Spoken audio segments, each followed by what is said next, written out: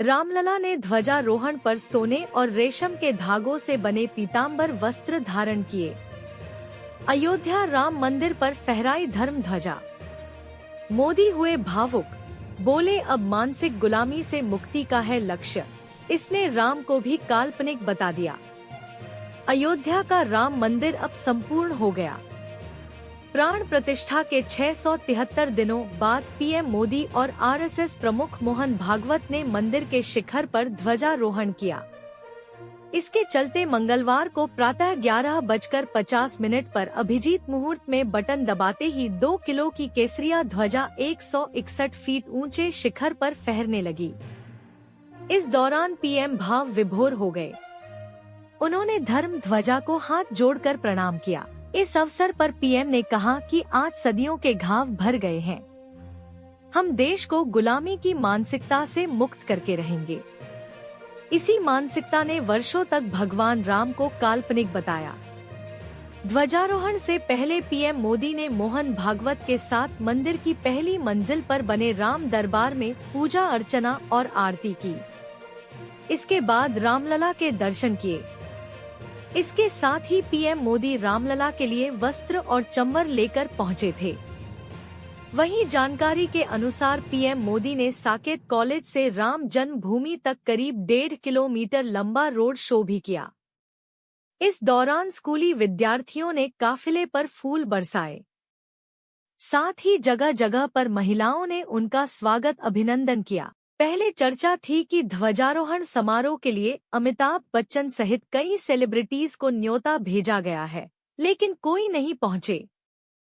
इसी क्रम में चारों शंकराचार्यों को छोड़कर देश भर के मठों के संत मंदिर परिसर में मौजूद रहे। वहीं शहर को 1000 क्विंटल फूलों से सजाया गया। इसके साथ ही मंदिर में 5 लेयर सुरक्षा रही। इसके चलते एटीएस, एनएसजी, एसपीजी, सीआरपीएफ और पीएसी के जवान तैनात रहे। देखते रहिए आपका अपना न्यूज चैनल ढूंढाड़ी आवाज, आपकी आवाज सब तक।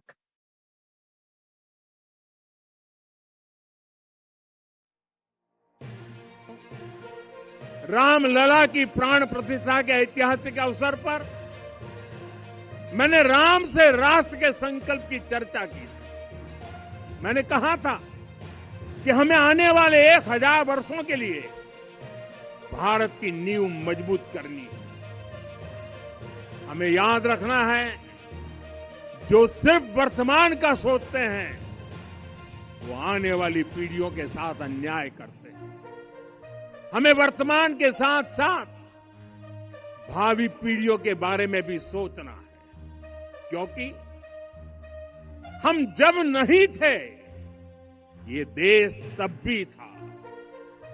जब हम नहीं रहेंगे ये देश तब भी रहेगा। हम एक जीवंत समाज है। हमें दूरदृष्टि के साथ ही काम करना होगा। हमें आने वाले दशकों, आने वाली सदियों को ध्यान में रखना ही होगा। और साथियों, इसके लिए भी हमें प्रभु राम से सीखना होगा। हमें उनके व्यक्तित्व को समझना होगा। हमें उनके व्यवहार को आत्मसात करना होगा। हमें याद रखना होगा, राम यानी आदर्श, राम यानी मर्यादा, राम यानी जीवन का सर्वोच्च चरित्र, राम यानी सत्य और पराक्रम का संगम।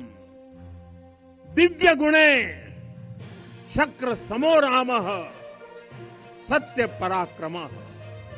राम यानी धर्म पथ पर चलने वाला व्यक्तित्व। रामः सत्पुरुषो लोके सत्यः सत्यपरायण। राम यानी जनता के सुख को सर्वोपरि रखना। प्रजा सुखत्वे चंद्रस्य। राम यानी धर्म और क्षमा का दरिया। वसुधाया क्षमा गुणे है। राम यानी ज्ञान और विवेक की पराकाष्ठा। बुद्धया बृहस्पते तुल्य।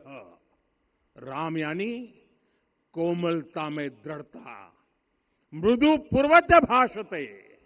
राम यानी कृतज्ञता का सर्वोच्च उदाहरण। कदाचन नोपकारेण कृति नैकेन तुष्यति। राम यानी श्रेष्ठ संगति का चयन। शीला वृद्धे, ज्ञान वृद्धे, वयोवृद्धे च सज्जने। राम यानी विनम्रता में महाबल। वीर्यवान च वीर्येण महता स्वेन विस्मितः। राम यानी सत्य का अडिग संकल्प। न च अनुत्र कथो विद्वान। राम यानी जागरूक, अनुशासित और निष्कपट मन। निस्तिंद्र अपम्रत च स्वदोष परदोषवित।